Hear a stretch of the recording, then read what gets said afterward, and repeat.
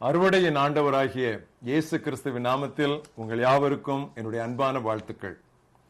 இந்த நாளின் தியானத்தின் தலைப்பு கதையா விதையா, சீட்ஸ் ஆர் வீட்ஸ். வாசிக்க வேண்டிய பகுதி மத்தேயு 13ஆம் அத்தியாயம் 3 முதல் 8, அடுத்து 18 முதல் 23. இயேசு அநேக விசேஷங்களை ஊமைகளாக அவர்களுக்கு சொன்னார். கேளுங்கள். விதைக்கிறவன் ஒருவன் விதைக்க புறப்பட்டான். அவன் விதைக்கையில் சில விதை வழி அருகே விழுந்தது. பறவைகள் வந்து அதை பட்சித்து போட்டன. சில விதை அதிக மண்ணில்லாத கற்பாறை இடங்களில் விழுந்தன. மண் ஆழமாய் இராததினாலே அது சீக்கிரமாய் முளைத்தது. வெயில் ஏறின போதோ தீந்து போய் வேர் இல்லாமையால் உலர்ந்து போயிற்று. சில விதைகள் முள்ளுள்ள இடங்களில் விழுந்தன. முள் வளர்ந்து அதை நெருக்கி போட்டது. சில விதையோ நல்ல நிலத்தில் விழுந்து சிலது 100ஆகவும் சிலது 60ஆகவும் சிலது 30ஆகவும் பலன் தந்தன. விதைக்கிறவனுடைய ஊமையை கேளுங்கள். ஒருவன் ராஜ்யத்தின் வசனத்தை கேட்டும் உணராதிருக்கும் போது பொல்லாங்கன் வந்து அவன் இருதயத்தில் விதைக்கப்பட்டதை பறித்துக் கொள்கிறான். அவனே வழியருகே விதைக்கப்பட்டவன்.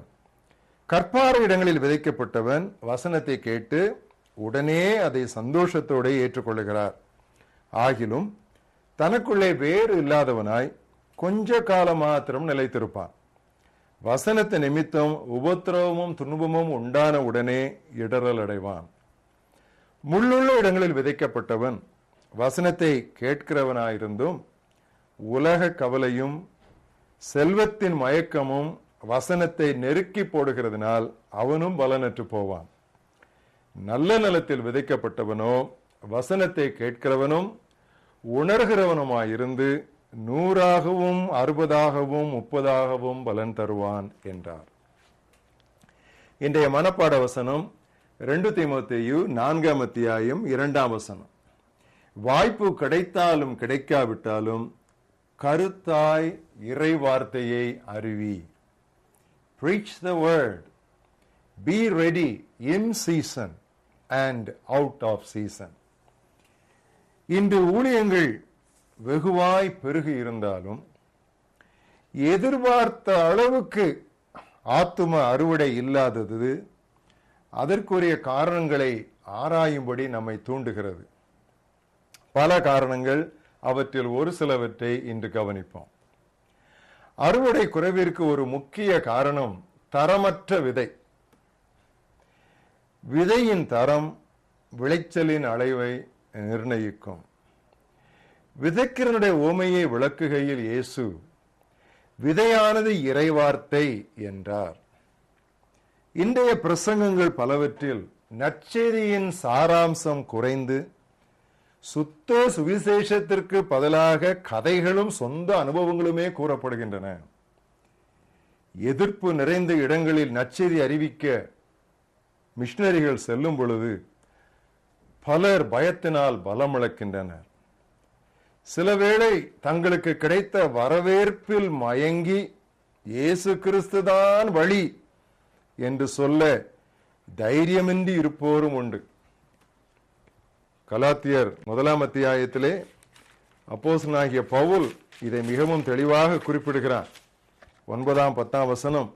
முன் சொன்னது போல மறுபடியும் சொல்லுகிறேன், நீங்கள் ஏற்றுக்கொண்ட சுவிசேஷத்தை அல்லாமல் வேறொரு சுவிசேஷத்தை ஒருவன் உங்களுக்கு பிரசங்கித்தால் அவன் சபிக்கப்பட்டவனாய் இருக்கிற கடவன் என்று சொல்லிவிட்டு தன்னை உடனே பார்க்கிறான். இப்பொழுது நான் மனிதரையா தேவனையா யாரை நாடி போதிக்கிறேன்? மனிதரையா பிரியப்படுத்த பார்க்கிறேன்? நான் இன்னும் மனிதரை பிரியப்படுத்துகிறவனாய் இருந்தால் நான் கிறிஸ்துவின் ஊழியக்காரன் அல்லவே என்று அவர் சொன்னார். கிறிஸ்தவர் அல்லாத உயர் அதிகாரிகள் நமது பிரசங்க மேடைகளில் உடன் அமர்ந்திருக்கும் போது பேச துணிவின்றி இக்கட்டான நிலைக்கு சில சுவிசேஷகர்கள் தள்ளப்படுகின்றனர். நற்செய்தியை தைரியமாய் பேச தனக்காய் வேண்டும்படி பவுல் போன்ற வீரரே மக்களை கேட்டுக்கொண்டனர். ஒருமுறை ஆதிவாசி கிராமம் ஒன்றிற்கு சென்ற பொழுது அந்த ஆதிவாசி கிராமத்திலே ஒரு டெம்பிள், ஒரு இந்து கோயில் இருந்தது. நாங்கள் போன உடனே அந்த கோயில் பூசாரி மணி அடித்து ஊர் ஜனங்களை எல்லாம் கூட்டி சேர்த்து அந்த கோவிலுக்கு முன்னால் உள்ள மேடையிலேயே எங்களை அமர்த்தி அங்கே உள்ள வாத்திய கருவிகள் எல்லாம் கொண்டு வந்து இசைக்க சொல்லி என்னை பிரசங்கிக்க சொன்னார். கஷ்டமான தர்ம சங்கடமான ஒரு சூழ்நிலை. இயேசு ஒன்றுதான் வழி, நீங்கள் விக்கிரகாராதனை விட்டு மனதிரும்ப வேண்டும் என்று சொல்லி அந்த சூழ்நிலையிலே நான் எப்படி பேசுவேன்? மை த்ரோட் சோக்ட், என்னுடைய தொண்டை அடைத்துக் கொண்டது. அப்பொழுதுதான் புரிந்தேன், ஏன் நாம் மிஷனரிகளுடைய தைரியத்திற்காய் நாம் ஜெபிக்க வேண்டும். பேச வேண்டிய பிரகாரமாய் வாக்கு எனக்கு அருளப்படுத்தக்கதாக எனக்காக வேண்டிக் கொள்ளுங்கள். அதனுடைய பொருள் அதுதான். அறுவடை குறைவாக இருப்பதற்கு விதை நேர்த்தியாக இருந்தால் மட்டும் போதாது, நிலத்தின் தன்மையும் முக்கியம். வழி அருகே உள்ள நிலம், கற்பாறையான நிலம், முள் நிறைந்த நிலம், 30 மடங்கு விளைநிலம், 60 மடங்கு விளைநிலம், 100 மடங்கு விளைநிலம் என்று இயேசு 6 வகை நிலங்களை அவர் வரிசைப்படுத்தினார். நமது நற்செய்தி பணி முயற்சிகளில் நாம் சாதக சிந்தையுடன் இருக்க வேண்டியது அவசியம் என்றாலும் நிலத்தின் தன்மைகளை மறந்துவிடக்கூடாது.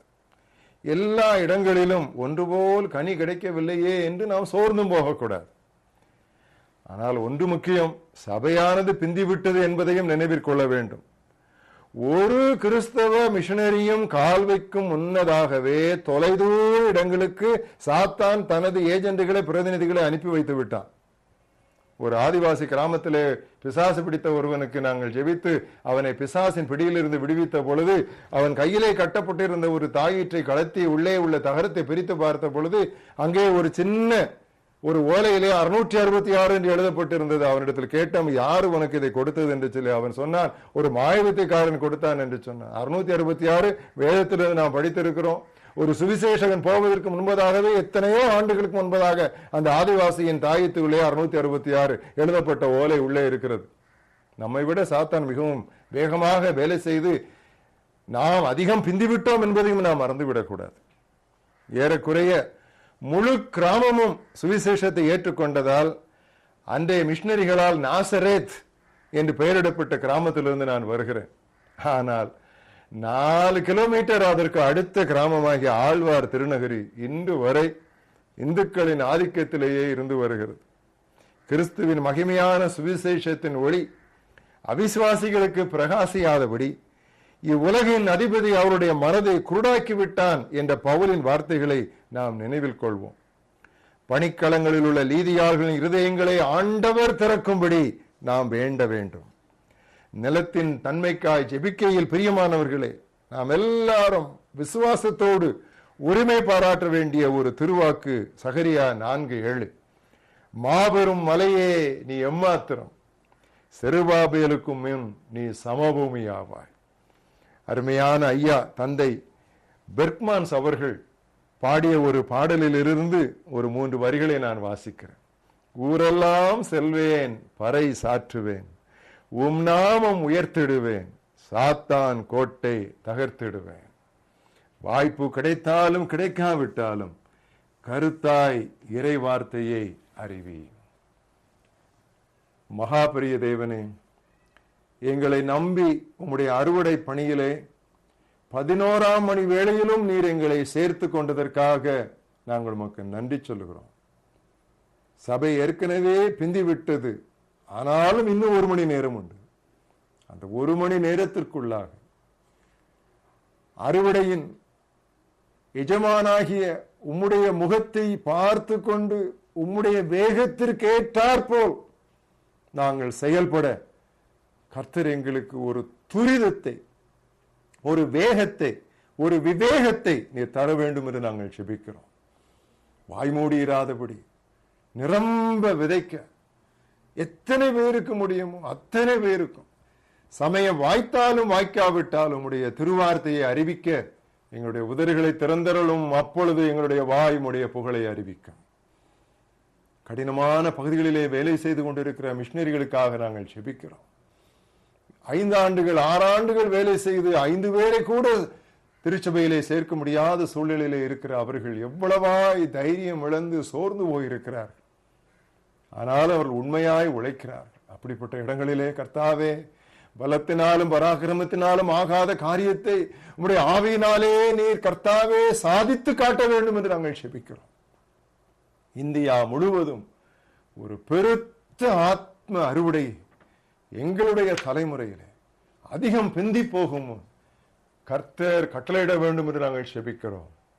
அந்த பணியிலே உம்மோடு கூட முழுக்க முழுக்க ஜீவன் போனாலும் பரவாயில்லை என்று சொல்லி உழைக்க எங்களை நாங்கள் அர்ப்பணிக்கிறோம். ஏற்றுக்கொள்ளும், பயன்படுத்தும். இயேசுவின் நாமத்தில் பிதாவே, ஆமென்.